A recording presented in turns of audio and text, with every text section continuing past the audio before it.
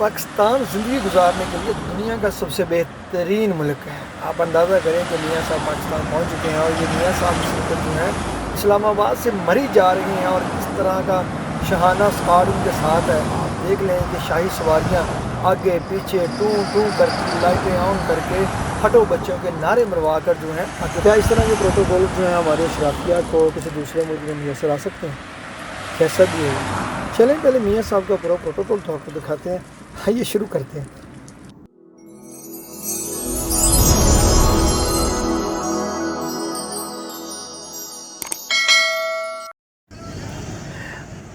جیسا کہ آپ سب جانتے ہیں کہ میاں صاحب جو ہیں اسلام آباد ہائی کورٹ سے واپس جو ہیں وہ مری کے لیے یہ نکل پڑے ہیں۔ یہ ان کا اسکارڈ ہے اور ماشاءاللہ جو ہے سارے رستے میں جو سیکیورٹی کے لیے پولیس اہلکار کھڑے کیے گئے تھے۔ پنجاب پولیس زندہ آباد کے جو نوجوان ہیں وہ وہاں پہ کھڑے تھے، میاں صاحب کو اسکارٹ کر رہے تھے اور شاہانہ جو پروٹوکول کے ساتھ جو گاڑیاں ہیں وہ مری کی طرف جا رہی تھیں۔ یہ ایسا ہی ہوتا رہا ہے۔ عمران خان تھا وہ بھی بنی گالا سے اسلام آباد بذریعہ ہیلی کاپٹر جایا کرتا تھا۔ میاں صاحب نے تو پھر بھی جو ہے روٹ کا جو چوز کیا ہے۔ اب یہ گاڑیاں جیمرز والی گاڑیاں جو صرف وی آئی پی پروٹوکول یا پرائم منسٹر کے لیے 2 گاڑیاں استعمال ہوتی ہیں، وہ 2 گاڑیاں اس وقت جو ہیں وہ میاں صاحب کو میسر آ چکی ہیں۔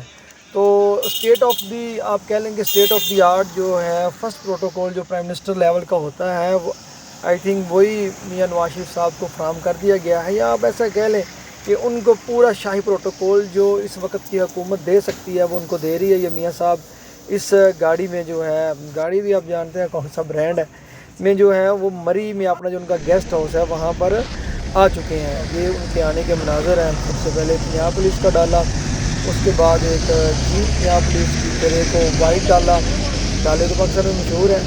یہ پھر میاں صاحب کی گاڑی جو ہے میاں صاحب ہاتھ چلاتے ہوئے اپنے گھر کی طرف جا رہے ہیں۔ پیچھے ایک اور ڈالا، تو پیچھے ایک اور V8 ہے، اس کے پیچھے ایک اور V8 جو ہے جیمر والی 2 گاڑیاں ہیں۔ تو میاں صاحب جو ہے مسجد میں اپنے گھر کے اندر جا رہے ہیں۔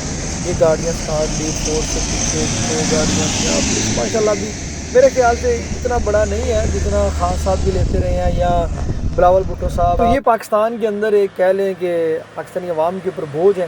یہ پروٹوکولز آپ سینکڑوں اہلکار جو ہیں وہ یوز ہوتے ہیں، سارے لے رہے ہیں پاکستان کے اندر۔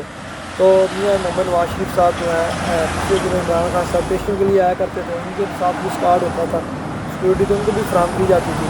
تو یہ چیزیں جو پاکستان کی زوال کا بھی باعث ہے، پاکستان کی تنگلی کا بھی باعث ہے۔ جو بھی حکمران نعرے مار کے آتا ہے، خان صاحب بھی آئے تھے، انہوں نے کون سا پروٹوکول ختم کیا تھا۔